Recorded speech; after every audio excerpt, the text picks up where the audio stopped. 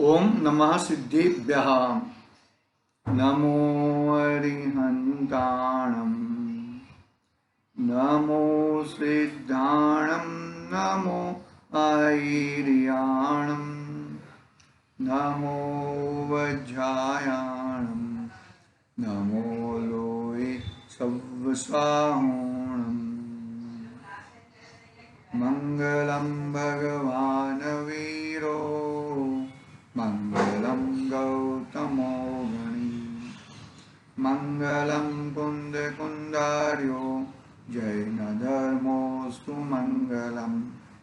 सर्वमङ्गलमङ्गलं सर्वकल्याणकारकं, प्रधानं सर्वधर्माणां, जैनं जयतु शासनं, जैनं जयतु शासनम्। चेतिले चेतन, चेत्या विना खेम चालसे।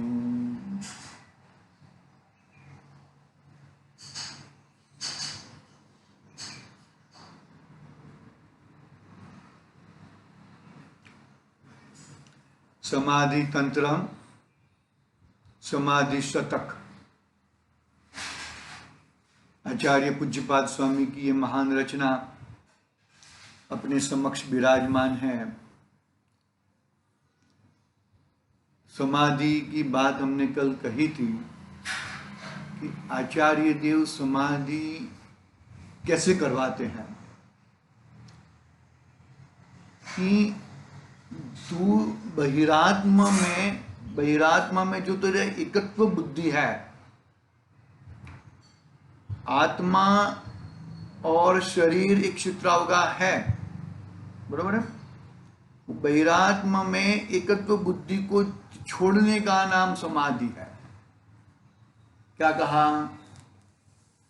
सब कुछ आ गया, एक आत्मा बिंदु छोड़ के, एक आत्मा छोड़ के। देखो कल हम एक बताया था, एक ऐसा डायग्राम करके बताया था ना कि मानो कि बीच में आत्मा है, बरोबर है, और वही आत्मा इस शरीर के अंदर स्थित है और बाहर में इस शरीर आदि से सब संयोग आदि हैं।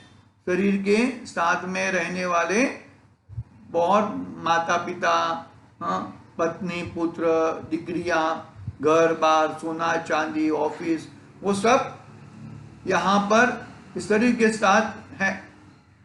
अभी बीच में ये आत्मा ने इस शरीर के साथ एकत्व किया, शरीर को अपना माना, शरीर में अपनत्व किया, तब जाके ये सब अपनत्व इसके साथ अपनत्व होता है। अभी यहां पर ही उसने बाउंड्री बना दी, शरीर और आत्मा दोनों जुदा जुदा बता दिया, दोनों जुदा जुदा कर दिया, तो इसके साथ तो कहां होएगा? तूने इसके साथ एकत्व था तब जाके इसके साथ ममत्व कर्तृत्व एकत्वपना होता था, क्योंकि ये सब शरीर के साथ जुड़े हुए हैं। आत्मा बीच में है और साइड में आत्मा एक क्षेत्र होगा, शरीर के साथ जुड़ा हुआ है, दृष्टांत है।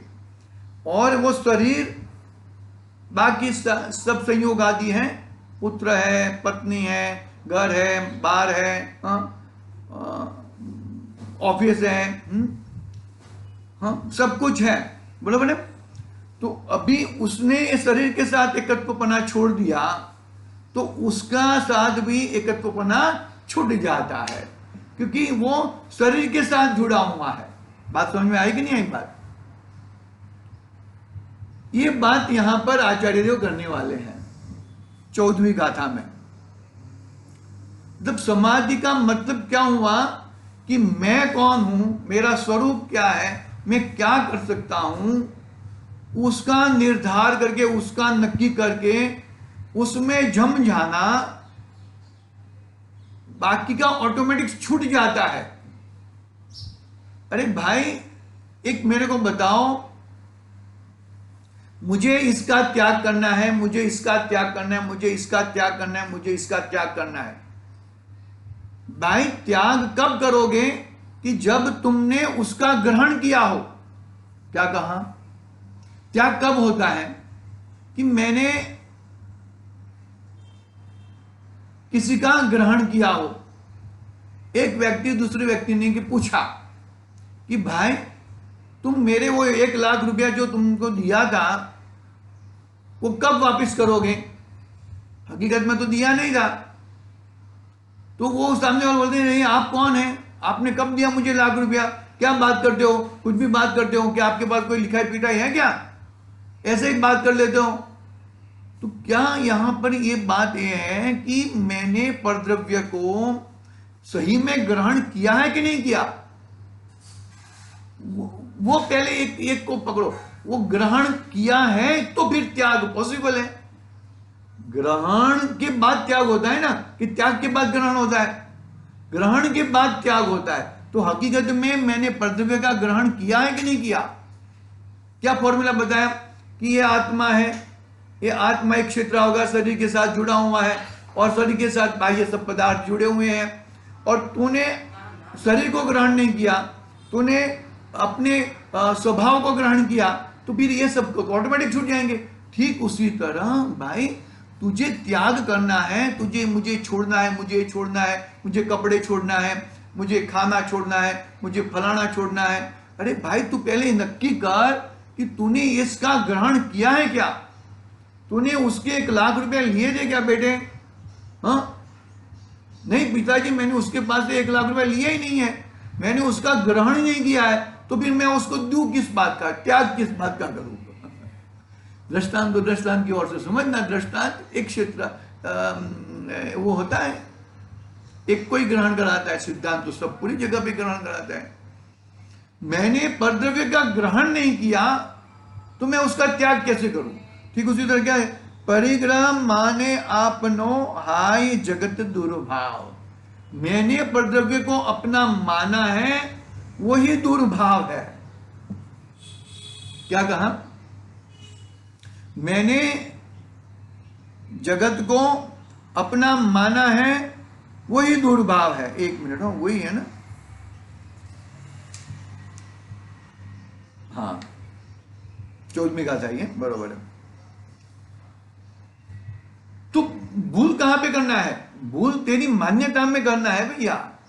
वो उसको मैं ये छोड़ दूं, ये छोड़ दूं, ये छोड़, अरे तूने पहले छोड़ने की बात तो बाद में करते हैं भाई। तूने उसको ग्रहण किया है क्या?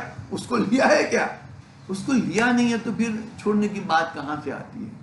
मतलब क्या हुआ है, हकीकत में वो जो पदार्थ है, जो द्रव्य है, वो तो अपने द्रव्य क्षेत्र काल भाव में ही रहता है, बरोबर है।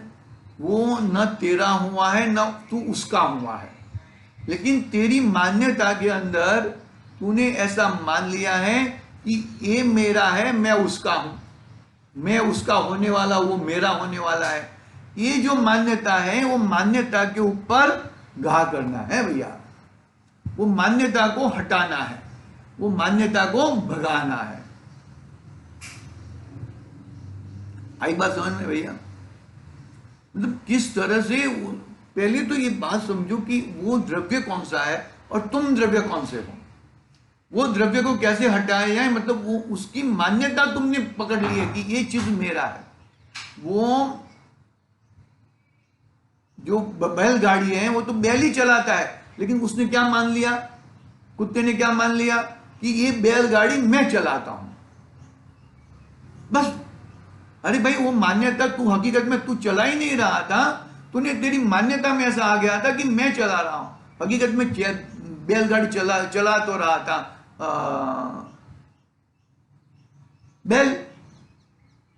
तेरे को दाहिने जाना है, उसको बाईने जाना है, तब तुझे ज्ञान हुआ, बरोबर। तब तुझे ज्ञान हुआ, अरे ये तो मेरे हिसाब से नहीं चल रहा है, तभी तुझे उसको उस टाइम वेद ज्ञान हो जाना चाहिए, तभी हथौड़ा मार देना चाहिए।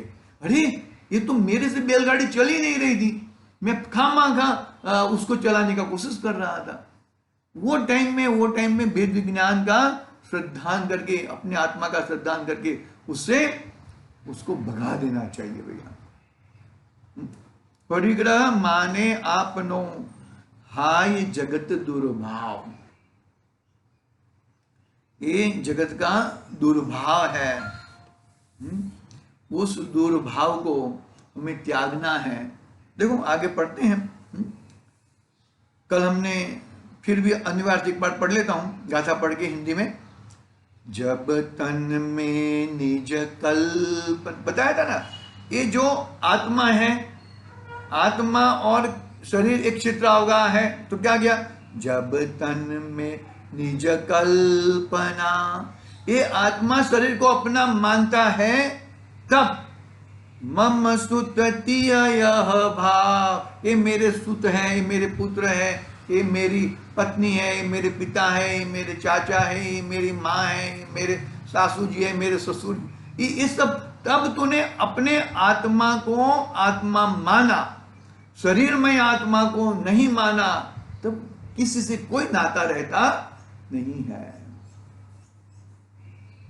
वे वही बल से मुनिराज वन जंगल में रहते हैं, जंगल का मार्ग खुलता है, ये बात से, ये भाव से जंगल का मार्ग खुलता है, मंगल का मार्ग, जंगल में मंगल करने का मार्ग खुलता है, तब जाके।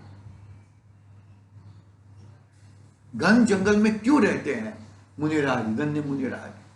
अरे 4 पैर वाला तो ये क्या खाएगा, ये बारदान खाएगा, लेकिन 2 पैर वाला दिमाग खाएगा। दृष्टांत है। अनिवार्य पढ़ के हम टीका में प्रवेश करते हैं। देखो, शरीरों में आत्मबुद्धि के कारण से मेरा पुत्र, मेरी स्त्री इत्यादि कल्पनाएं उत्पन्न होती है। खेद है कि बहिरात्म स्वरूप प्राणी गण इन कल्पनाओं के कारण से स्त्री पुत्र आदि की समुद्धि को अपनी समुद्धि मानते हैं। इस प्रकार यह जगत ढाता जा रहा है। कितनी जबरदस्त बात कर दी कि हमको ये ठोस लगनी चाहिए, हमें उसका ऊपर विचार करना चाहिए। हमें देखो, टीका प्रारंभ करता हूं। कल यहां तक अपनी बात हुई थी। उत्पन्न हुई प्रवृत्ति, क्या प्रवृत्ति? उत्पन्न हुई प्रवृत्ति, क्या प्रवृत्ति? पुत्र स्त्री आदि संबंधी कल्पनाएं, बरोबर है? पुत्र और स्त्री संबंधी कल्पनाएं किसके विषय में? शरीरों में। शरीर को अपना माना, तब जाके वो अपना होता है। शरीर को अपना नहीं माना तो मतलब ही नहीं है कुछ। किस कारण से? आत्मबुद्धि के कारण से। मतलब शरीर में आत्मबुद्धि के कारण से। किस में आत्मबुद्धि? शरीरों में ही, तन में ही। तन उपजत अपनी उपज जान, तन नशत आपको नाशमान, वो है ना चढ़ाला का छंद। तो तन में अपनापन, तन का नाश में अपना नाश, तन का जन्म में अपना जन्म, तन का नाश में अपना मरण। तन में एकता बुद्धि। देखो क्या है? आत्मबुद्धि। आत्मबुद्धि किसके साथ? तन के साथ।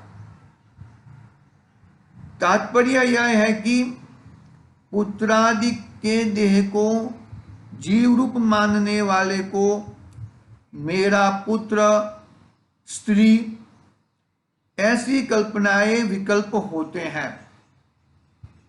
अनात्म रूप और अनुपकारक ऐसी उन कल्पनाओं से पुत्र भार्यादि रूप विभूति के अतिशय स्वरूप संपत्ति को जगत अपनी मानता है। क्या कहा? अनात्म रूप और अनुपकारक ऐसी उन कल्पनाओं से पुत्र भार्यादि रूप विभूति के अतिशय स्वरूप संपत्ति को जगत अपनी मानता है। अरे स्वस्वरूप के परिज्ञान से रहित बहिरात्म रूप जगत प्राणी गण घाता जा रहा है, घिसता जा रहा है, संसार में अंदर खड़ाया जाता है, संसार से बाहर निकलने का रास्ता उसे मिलता नहीं है। एक अंधा पुरुष, हम ज्ञान के अंधे हैं, कोई आंख के अंधे, बरोबर है, उसको महल में प्रवेश करना है, महल का एक ही दरवाजा है, घूमता रहता है, दरवाजा आता है तो आगे पीछे घूम जाता है, आंख में कान में किधर भी, और दरवाजा चुप जाता है। ठीक उसी तरह दरवाजा तो एक ही है, आत्मा का, ज्ञान का। खुल सकता है दरवाजा मिल सकता है, लेकिन दरवाजे को तो, ज्ञान को तो देखता ही नहीं है, बाहर देखता है, गड़बड़ होती रहती है। अनादि से ये गड़बड़ आ रही है भैया, अनादि से अनंत काल तक ये गड़बड़ नहीं करना है। तो जो बताए ना स्पॉट, वो मैं हूं, ऊपर का बारदान मैं नहीं हूं, और बारदान के साथ जुड़ा हुआ संयोग वो भी मैं नहीं हूं। खोपरा खाते हैं ना, खोपरा खाते हैं हम लोग, ऊपर छाल रहती है, फिर कड़क छाल रहती है, फिर छारी रहती है, और फिर सफेद कोपरा रहता है। तो ठीक उसी तरह सफेद कोपरे की तरह, सफेद कोपरे के अंदर पानी भी रहता है ना, वो पानी समझ लो कि दर्शन ज्ञान चारित्र आदि अनंत गुण रूप है, उसको गुण को आत्मा स्पर्श करता है, बाकी वो छारी को यानी कि राग द्वेष को भी नहीं, शरीर आदि यानी कि कड़क खाल है वो शरीर आदि और उसके साथ संयोग, उसको भी वो छूता नहीं है। भाई बहुत सारे जिनवाणी तुझे बहुत सारे एंगलों से तुझे बहिरात्मपना छोड़ने का उपदेश दे रही है, आचार्य देव उपदेश दे रहे हैं, लेकिन तू उपदेश को ग्रहण करे तब ना, तू ग्रहण नहीं करेगा और गड़बड़ करेगा तो गड़बड़ होएगी भैया। उस गड़बड़ को तुझे छोड़ना है, और उस गड़बड़ को छोड़ के अपने भगवान आत्मा में बैठना है। करना कुछ नहीं है, कुछ तेरा नहीं है दुनिया के अंदर। ये दुनिया अपने बल बुद्धि के ऊपर जी रही है, तू अपना बल बुद्धि पर जी रहा है। दुनिया ऐसा नहीं मानती कि मैं उसके सहारे जी रही हूं, बरोबर, लेकिन तू ऐसा मानता है, तेरी उल्टी मान्यता, तेरा अज्ञान, अविद्या, विभ्रम से तू ऐसा मानता है कि मैं उसके बिगर मैं जी सकता नहीं हूं। ये तेरी उल्टी मान्यता है, और वो उल्टी मान्यता तो तुझे त्यागना चाहिए भैया। समाधि सही मायने में किससे कही, पकड़ना चाहिए। समाधि बहिरात्मपना को छोड़कर अंतरात्मा यानी कि आत्मा में आत्म बुद्धि करना, वो सही मायने में समाधि है। बाकी बाहर की चीज तो तेरी थी भी नहीं, तू फालतू में खामा उसको अपना मान रहा था। वो तू अपना मानना छोड़ और अपने स्वरूप में विराज। ऐसी मंगलमय भावना से आज की बात यहाँ भी पूरी करते हैं। आज के लिए ओम नमः सिद्धि।